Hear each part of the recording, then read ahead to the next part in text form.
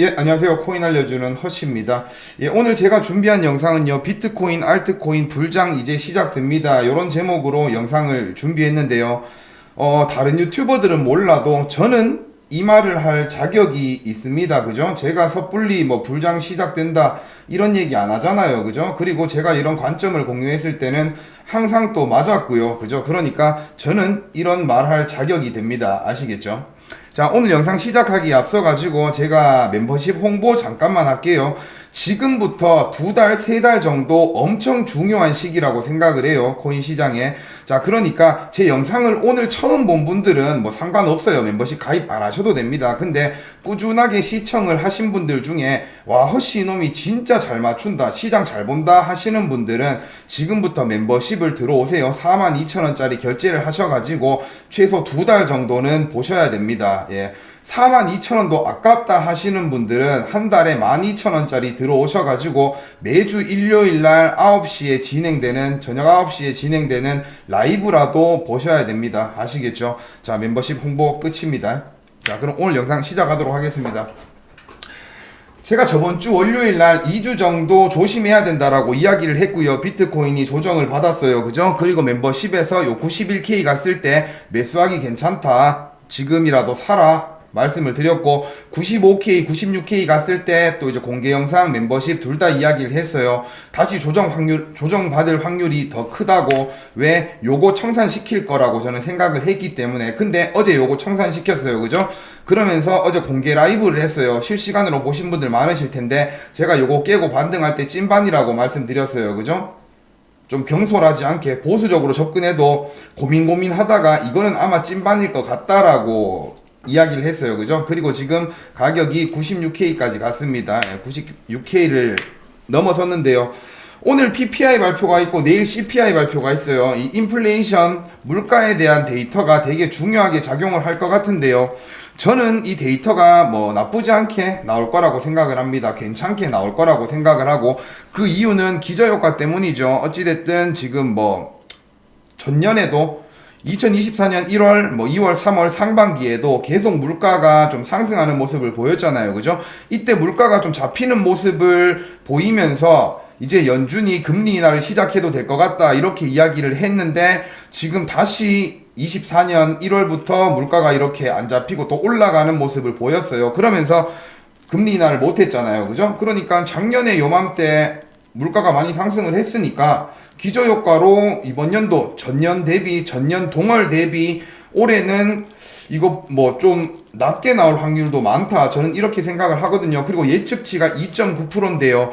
이거 지금 CPI에 가장 중요한 게 주택 임대 가격이에요. 주택 임대 가격인데, 주택 임대 가격이 지금 조금씩 내려오고 있거든요. 근데 이거는 1월 달에 발표되는 건 12월 거라서 이게 정확하게 반영이 될지 어떨지는 모르겠어요. 하지만 뭐 제가 뭐 섣불리 뭐 무조건 예상치보다 낮게 나옵니다, 이렇게 말씀드릴 수는 없는데요. 예상치가 어찌됐든 조금 높이 나와 있어요. 그러니까 요 비슷한 수준으로 나오든 아니면 요것보다 조금 낮게 나오든 뭐 이럴 것 같아요. 이게 만약에 예측치보다 크게 많이 나온다라고 하면, 상승률이 많이 나온다라고 하면 시장에는 충격을 주겠지만, 저는 어찌됐든 이 지표가 조금 긍정적으로 나올 것 같다라는 생각을 하는 겁니다. 이 지표가 긍정적으로 나와버리면요, 실업률도 괜찮고 인플레이션도 지금 우려를 하고 있었는데 데이터가 좋게 나왔네, 그럼 시장은 엄청 또 긍정적으로 반영되면서 가격이 쫙 펌핑할 수 있기 때문에, 그때 놓쳐버리면 사람들은 다시 타기 어렵거든요. 그래서 저는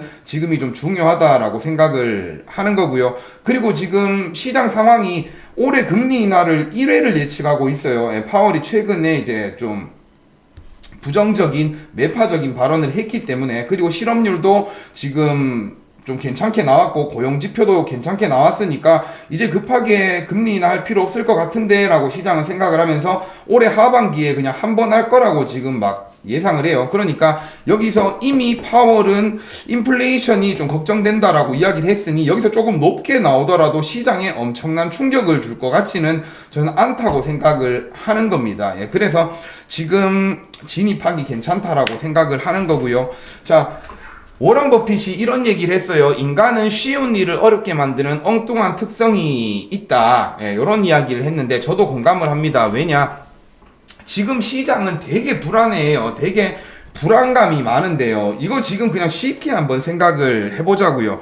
골디락스 경제라는 이야기를 들어보셨죠? 경제가 되게 균형 있는 상태를 유지하는 이상적인 환경을 보고 골디락스 경제라고 합니다. 근데 이 골디락스 경제의 조건이 뭐냐면 안정적인 이제 경제 성장률, GDP 성장, 물가, 고용 이런 것들이 전부 안정적으로 가는 거예요.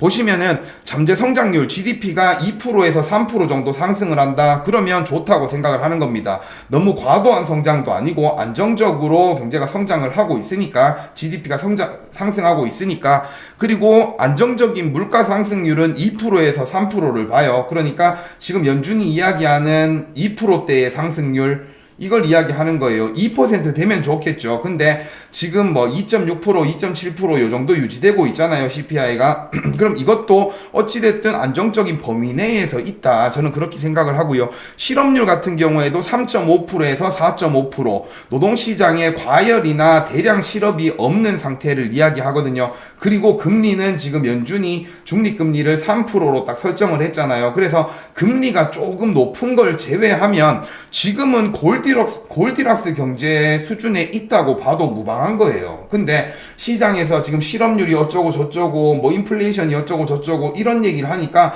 사람들이 걱정을 하는 건데 인플레이션 CPI 요거 보면요. 이전에 막 4%, 5%, 6%, 7%, 8% 9%까지도 막 올라갔어요. 그러면서 지금 안정적으로 줄어들면서 현재로서는 2%대를 유지하고 있는 거예요. 인플레이션이 지금 이제 물가 상승률이 그렇게 높지 않아요. 안정적으로 가고 있는 겁니다. 여기서 오히려 인플레이션이 너무 둔화되잖아요. 물가 상승률이 너무 둔화되면 이거 디플레이션 우려가 생기는 거예요. 그래서 이 2%대는 정말 좋은 거고 실업률도 최근에 막 4% 넘어갈 때 엄청 걱정을 많이 했잖아요. 근데 실업률도 3.5%에서 4.5%가 적정 수준이에요. 근데 시장이 지금 우려했던 건 뭐냐면 예전 데이터를 봤을 때 고용 데이터는 실업률이 한번 올라가기 시작하면 갑자기 엄청난 속도로 올라갈 수 있다라고 판단을 했기 때문에 과거에 그래왔기 때문에 금리 인하를 시작을 한 거예요. 50bp 인하를 하고 그렇게 된 거기 때문에 실업률도 지금 4%대 4% 초반대 유지하는 게 절대 나쁜 게 아니에요. 아시겠죠? 자, 그리고 금리 같은 경우에는 이제 점차적으로 내려야 되는데 천천히 내린다고 이야기를 하죠. 왜냐면 급하게 내렸다가는 이 골디락스 경제가 무너질 수도 있으니까 뭔가 인플레이션 뭐 물가가 엄청 상승하고 이런 상황이 발생할 수도 있으니까 그냥 신중하게 한다는 것 뿐이에요. 지금 유튜브나 막 기사나 보면 엄청 뭔가 겁주면서 이야기 하잖아요. 근데 미국 경제 지금 되게 괜찮습니다. 예. 국가 부채가 많아서 그런 거지 미국 경제는 지금 이보다 좋을 수가 없을 정도로 좋아요. 예. 그러니까 지금 미국 시장 경제가 너무 안 좋다 이런 생각 하시면 안 돼요. 그래서 작년에 우리가 코인 시장이나 막 이렇게 횡보를 할 때 무슨 걱정을 했냐면 미국 주식 시장에 경착륙 우려를 했어요. 급격히 막 이렇게 떨어지는 거. 왜냐면 이전부터 쭉 상승을 했으니까 이거 좀 거품이 낀 것 같은데 조정 한번 올 것 같은데 그게 이게 연착륙 이제 좀 평평하게 이렇게 안정적으로 식느냐 아니면 급격한 하락이 나오느냐 이걸 걱정을 했는데 지금 보면 그냥 천천히 조금씩 빠지고 있는 상태예요. 그래서 연착륙에 성공을 했다고 볼 수도 있다. 저는 이렇게 생각을 하거든요. 그래서 긴축이 과도하게 나오거나 아니면 외부 충격으로 인해 가지고 경착륙은 나오는데요. 긴축을 과도한 게 언제부터예요? 작년이 아니에요. 작년은 금리 인상을 한 적이 없어요. 그죠? 이전에 금리 인상을 쭉 하면서 지금 영래포 잔고를 이용해 가지고 그 주식시장 가격 하락하는 걸 막아놨고요. 그죠? 그러면서 금리를 올릴 만큼 올렸어요. 긴축을 올릴 대로 올렸어요. 그죠? 근데 주식시장에는 큰 충격은 없었다. 그렇게 볼 수 있고 그리고 이제 금리 인하를 조금씩 하고 있잖아요. 그죠?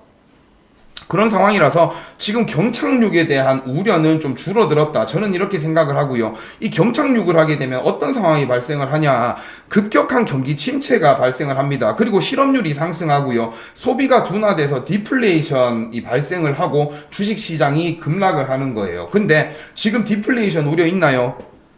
극심한 경기 침체 우려 있나요? 없어요. 실업률에 우려가 좀 있었죠. 근데 이 실업률 지금 4점 초반대로 4% 초반대로 안정적인 유지되고 있고, 연준도 지금 실업률 고용에 대한 건 괜찮다라고 이야기를 했고, 소비 둔화 지금 이거 우려 있나요? 없어요. 소비 둔화도 없어요. 인플레이션 발생해서 뭐 물가 소비 늘어나서 지금 상승 생각하고 있는데 인플레이션 우려가 있는데요. 소비 둔화가 왜 나와요? 지금 소비 둔화 어느 정도 생각하는 사람들도 있어요. 근데 제가 생각할 때는 이 소비 둔화가 안 올 것 같거든요. 왜냐면 지금 미국은요, 코로나 끝나고 나서 완전 제로 금리 유지하면서 사람들 그때 대출 엄청 받았어요. 대출 엄청 받고 지금 막 어디 투자 많이 해놨거든요. 안전한데. 근데 지금 고금리잖아요. 그죠? 고금리면 돈 계속 이자 나온다는 거예요. 저축을 해놔도 이자 나오고요. 국채 사놔도 이자 나오고요. 그죠? 그러니까 지금은 이제 코로나 때 많은 사람들이 대출을 발생시켜가지고 지금 어디 안정적인데 넣어놓은 거예요. 예. 그래서 그 사람들 계속 수익 발생하고 하는데, 돈 있는 사람들 지금 주가 하락하나요? 코인이고 주가고 지금 계속 상승해가지고 그들 돈 많아요. 그러니 지금 당장 소비가 크게 둔화될 우려는 별로 없어요. 조금 있어요. 뭐가 있냐? 이제 이민자들을 많이 트럼프가 내보내고 하면 이제 그 이민자들이 뭐 많이 없어지면, 사라지면 소비가 좀 줄어들 수도 있다. 이 우려는 좀 있는데요. 제가 생각하기에 지금 미국 시장은 별로 걱정할 거 아니다. 미국 부채 때문에, 재정 적자 때문에 조금 우려는 있어도 다른 건 지금 신경 쓸 필요가 별로 없다라고 보는 겁니다. 자, 그리고 24일 날 엔캐리 청산에 대한 이야기가 좀 많이 나오죠. 근데 이거 시장에 전부 다 엔캐리 청산 뭐 우려하고 있는데, 저 혼자 또 엔캐리 청산 뭐 없을 것 같은데요. 그거 우려할 필요 없을 것 같은데요. 이런 얘기 공개적으로 했다가, 만약에라도 24일 날 일본이 금리 인상해가지고 뭐 주가 떨어지고 코인 폭락하면요, 그 원망 다 저한테 올 거 아니에요. 그죠? 제가 맞는 얘기 했다고 해서 사람들이 허씨님 진짜 잘 들었어요, 고마워요, 이런 얘기는 별로 없어요. 근데 내가 만약에 관점이 한 번이라도 틀렸다 그러면 사람들은 득달같이 달려와서 저한테 뭐라고 할 거니까 제가 이런 얘기를 공개방송에서 섣불리 할 수 없는 겁니다. 근데 오늘은 할게요. 예. 왜 엔캐리 청산에 대한 우려가 저는 별로 없냐면요. 자, 보시면 8월 5일 날 주가가 막 엄청 하락하고 코인 폭락하고 했잖아요. 그죠? 그걸 엔캐리 청산 때문이라고 생각하는 사람들이 많아요. 지금 시간이 지나서 보면. 근데 그게 엔캐리 청산 때문만은 아니었어요. 왜냐? 그때 이란이 이스라엘한테 미사일 날렸고요. 그죠? 그러면서 하락 시작됐고요. 갑자기 뭐 실업률 고용 데이터 안 좋으면서 뭐 경기 둔화에 대한, 경기 침체에 대한 우려 막 생겼고요. 그리고 막 엔캐리 청산까지 엎친 거예요. 예. 근데 지금은 사람들이 어떻게 생각하냐?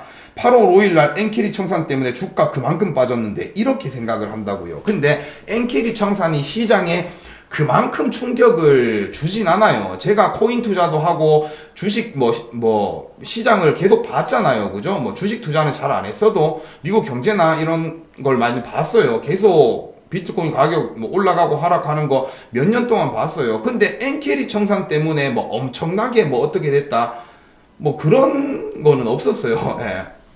하여튼 각설하고요. 이 엔캐리 청산에 대한 우려가 왜 별로 없냐면, 사람들은요 일방적인 한쪽만을 막 과장해가지고 이야기하는 경향이 있는데, 보시면은 일본의 금리 인상은 8월 5일 날 했던 게 아니에요. 7월 달에 했지. 7월 달에 일본 금리 인상을 했고요. 자, 8월 5일 날 엔캐리 청산이 나왔어요. 이때 청산된 상황은 일본 정부가, 일본 중앙은행이 엔화를 많이 샀어요. 엔화 방어를 하면서 엔화 가치가 좀 올라갔거든요. 그러면서 엔캐리 청산 얘기가 나온 거예요. 왜냐? 9월 달에 미국이 금리 인하를 한다고 했거든요. 이게 50bp 할지 25bp 할지 몰라도 미국이 9월 달에 금리 인하를 할 거라고 시장은 90% 이상 생각을 했기 때문에, 그러면 7월 달에 일본이 금리 인상을 했는데 미국은 지금 B컷으로 인하할 수도 있다. 그리고 앞으로 계속해서 인하할 거다. 그러면 어떻게 돼 있어요? 수익성이 떨어질 거 아니에요.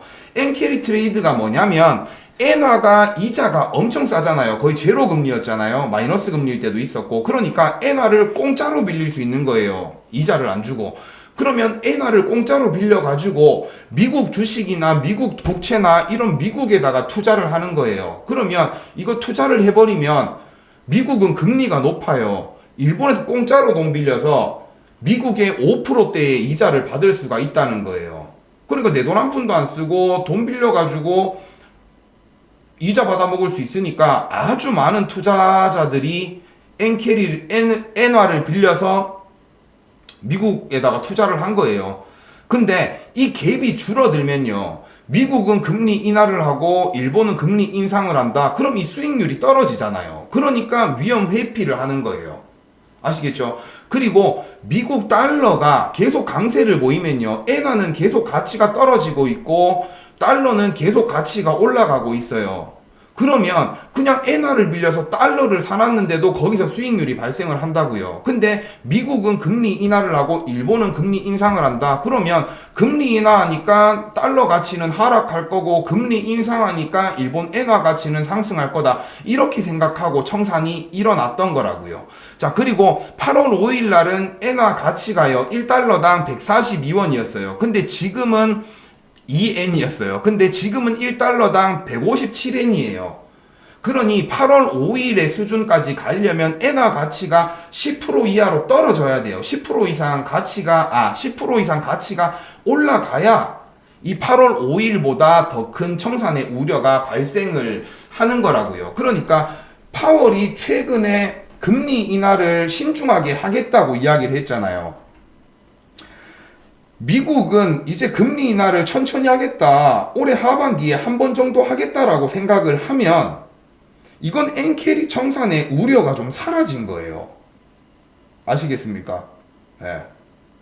자, 그냥 수익률만 봤을 때 엔화 빌리는데 이자가 0%야.